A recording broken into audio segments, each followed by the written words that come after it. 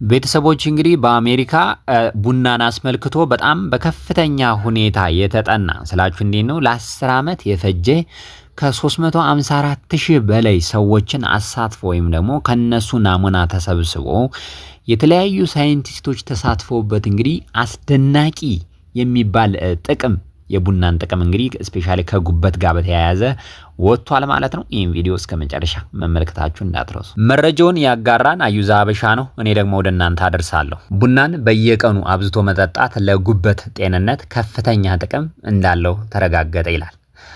በሎስ አንጀለስ በሚገኘው የሲናይ የሕክምና ማዕከል ከቡና ጋር በተያያዘ በተሰራው አዲስ ጥናት ቡናን አብዝቶ መጠቀም ጭምር ለጉበት ጤንነት ከፍተኛ ጥቅም እንዳለው ነው የተረጋገጠ። እንግዲህ ቡና የሚሰጠው ጥቅም በውስጡ ከያዘው ካፋይን ሳይሆን በያዘው ከፍተኛ አንቲኦክሲደንት ነው።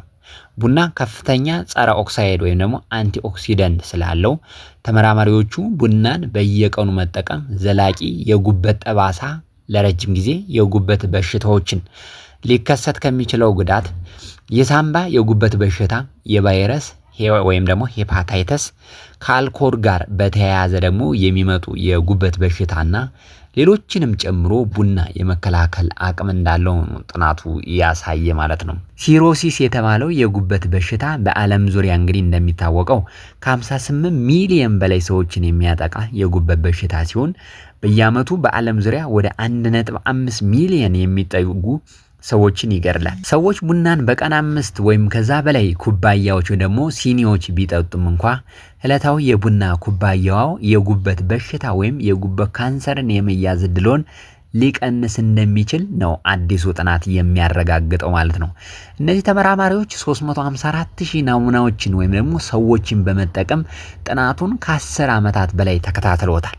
በዚህም የጥናቱ ውጤት ከትናንት በስቲያ ረቡዕ ሰኔ 24 2018 ዓ.ም በክሊኒካል ጋስትሮኢንትሮሎጂ እና በፓቶሎጂ መጽሔት ላይ የታተመ ሲሆን ይህ ጥናት ምናልባት የቡናን ተጽዕኖ በተመለከተ ለረጅም ጊዜ ክትትል የተደረገበት ጥሩ ጥናት ነው ሲሉ በሎስ አንጀለስ በሚገኘው የሲዳርስ ሲናይ የሕክምና ማዕከል የሄፓቶሎጂ ንቅለ ተከላ ባለሙያ የሆኑት የመጀመሪያ የጥናቱ ደራሲ የሆኑት ዶክተር ሂዩንሶክ ኪም ተናግረዋል ማለት ነው።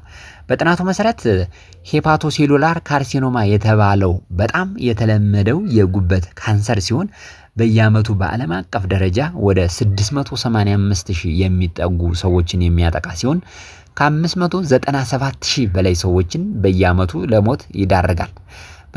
በተመራማሪዎቹ ቡናን አብዝቶ መጠጣት የጉበትን ጤንነት ይበልጥ ይጨምራል ብለዋል። እንግዲህ እነሱ እንዳሉን በቀን ከ1 እስከ 2 ኩባያ የሚጠጡ ሰዎች ለሲሮሲሱ የቀድም ካንሰር ያልኳቸው የመጋለጥ እድላቸው በ20% ይቀንሳል ከሌሎቹ አንጻር። ለጉበት ካንሰር የመጋለጥ እድላቸው ደግሞ በ24% ይቀንሳል። አስቡት እንግዲህ በጣም ቁጥሩ ብዙ ነው። በጉበት ምክንያት የመሞት እድልን ደግሞ በ31% ይቀንሳል። በቀን ከ3 እስከ 4 ኩባያዎች ወይም ደግሞ ሲኒዎች የሚጠጡ ሰዎች ደግሞ የሲሮሲስ እና የጉበት ካንሰር ተጋላጭነታቸው በ35% ይቀንሳል። ከጉበት ጋር በተያያዘ የመሞት እድልን ደግሞ በ41% ይቀንሳል። እኔ ወደ 5 ኩባያ ላሳድገው ማለት ነው። በቀን 2 ነበር የምጠጣ። የሚገርማችሁ ነገር 5 ኩባያዎች ወይም ከዛ በላይ የሚጠጡ ሰዎች ደግሞ በሲሮሲስ የመያዝ እድላቸው በ32% ይቀንሳል። በጉበት ካንሰር የመያዝ አደጋን ደግሞ በ47% ይቀንሳል እና ከጉበት ጋር በተያያዘ ሞትን በ42% እንደሚቀንስ እንግዲህ ጥናቱ አረጋግጧል ማለት ነው። ነገር ግን መያዝ ያለባችሁ ነገር እዚህ ጋር ቡናው በሚጠጣበት ጊዜ የስኳር መጠንና የሚጨመሩ ሌሎች ማጣፈጫዎች ላይ ከፍተኛ ጥንቃቄ ማድረግ እንዳለባችሁም እንግዲህ ጥናቱ በዚሁ መክሯል ወይም ደግሞ ያስገነዝባል ማለት ነው።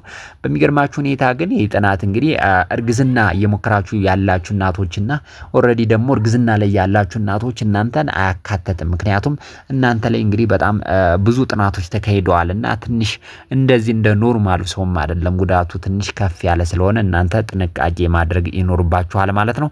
አሁን በፊት የሰራሁት ቪዲዮ አለ እርግዝና ጋር በተያያዘና ለማርገዝ ሞከረች ያለች እናት ምን ያክል መጠን ነው መጠጣት ያለባት የሚለውን ያንን ቪዲዮ ብትመለከቱ ትላለሁ። እስከዚህ ድረስ አብራችሁኝ ስለቆያችሁ አመሰግናለሁ። ሰብስክራይብ ያላደረጋችሁ ቤተሰቦች ሰብስክራይብ አድርጉ። በሌላ ቪዲዮ እመለሳለሁ። አብራችሁኝ ስለነበራችሁ በድጋሚ አመሰግናለሁ።